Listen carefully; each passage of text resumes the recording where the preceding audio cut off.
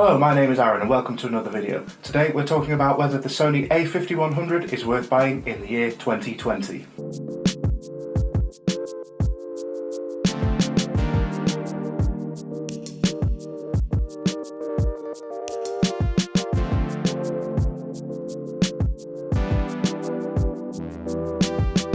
So if you've watched any of my other videos before, you'll know that I'm a big Sony A5100 fan, and in fact at the start of last year, 2019, I made a similar video about whether it's still worth buying a Sony A5100. So if you want to check that one out first, you can do here, but in this video we're going to go through the pros and cons of the Sony A5100 in 2020. But before we get started, please consider subscribing to the channel and dropping a like on the video. So the Sony A5100 first came out in 2014, which is now 6 years ago, so you might be thinking, why on earth would I get a 6-year-old camera this year, 2020? Especially as in 2019 there was a lot of new Sony mirrorless cameras that came out, such as the Sony A5100, the A6400 and the A6600, all of which have features like 4K video capabilities, which is higher than what the Sony A5100 is capable of. But if you're looking to pick up an entry-level budget mirrorless camera, the Sony A5100 is definitely still worth considering. So about the Sony A5100. It's a mirrorless APS-C camera that uses the Sony E-mount lens system. This camera costs about £350, $400 new on Amazon, but you can pick one up much cheaper second-hand. So the Sony A5100 is marketed as an entry-level photography and video camera. It's capable of 1080p video at 60 frames per second. It also has a 24.3 megapixel sensor. I find even now that the quality of stills in particular is very high quality, and this is enhanced by the interchangeable lens system. The video quality, as I said, 1080p at 60 frames per second is great for YouTube, but if 4K is a priority, then this camera may not be for you. So let's have a look at some of the pros and cons of the Sony A5100. So the pros. Being able to touch the screen to focus is a really handy feature of this camera and not available on some of the other cameras of the same age, such as the Sony A6000. This means you can just press on your point of focus on the screen and your camera will autofocus to that point. Also, the flip-up screen, great for vlogging. I'm using this now, means that you can always monitor yourself while you're recording, a very handy feature to see what is in your frame and to make sure that you are in focus. I also find the size of the A5100 is a big plus point. It is extremely compact, especially in comparison to other interchangeable lens cameras. It means that you can always put it in your pocket or your bag when you're out and about, and you can even fit it in a small case such as this. It also has a built-in pop-up flash, very useful in those situations where you need a bit more light in your shot. It also has the wide telephoto little trigger built in next to the shutter button. For a lot of people this might not be that great a feature, but if you're using a power zoom lens such as the kit lens, it means you can zoom in and out very easily without having to put your hand on the lens barrel. Also, one of the great features is the face detection feature. This means you can set the camera up to always try and follow your face around the shot, keeping it in focus at all times. And you can pair this also with the eye autofocus feature, which means that especially if you're taking things like portrait shots, as it will keep the eye in focus at all times. So that's a short list of some of the pros of the Sony A5100, but what are some of the downsides? Well, first of which is that there is no EVF electronic viewfinder.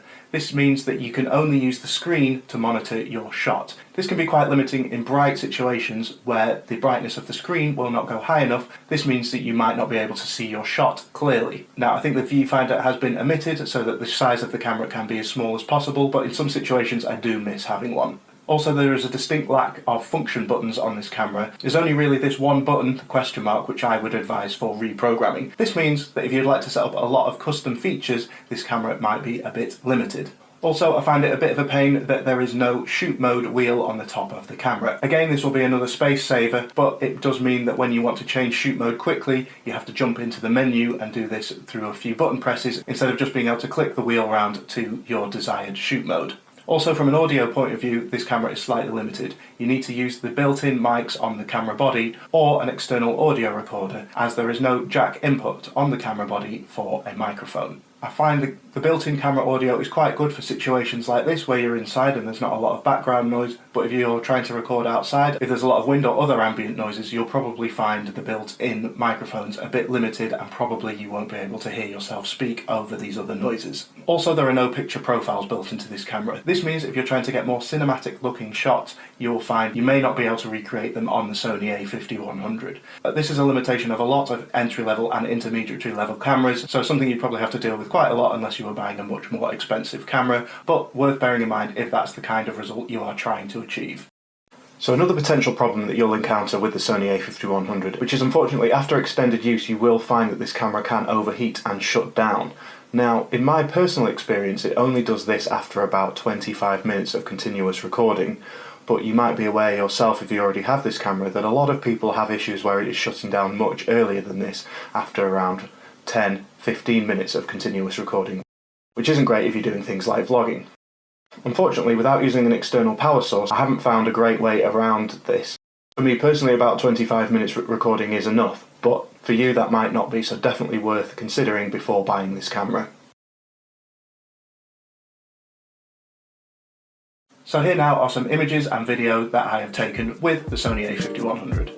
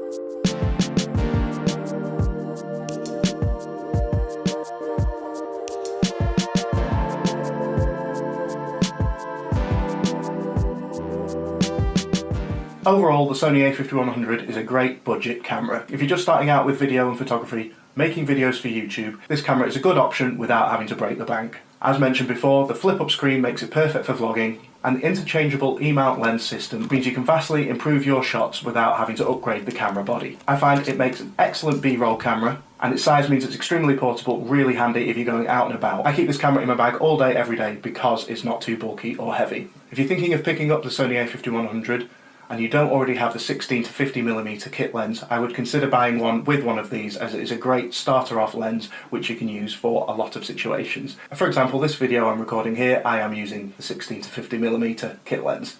Of course, there are many newer cameras out there with many more features than the Sony A5100, such as the Sony A6100, the A6400 and the A6600, all released by Sony just last year in 2019. But the price, the image quality and the usability means that the Sony A5100, in my opinion, is still worth picking up in 2020.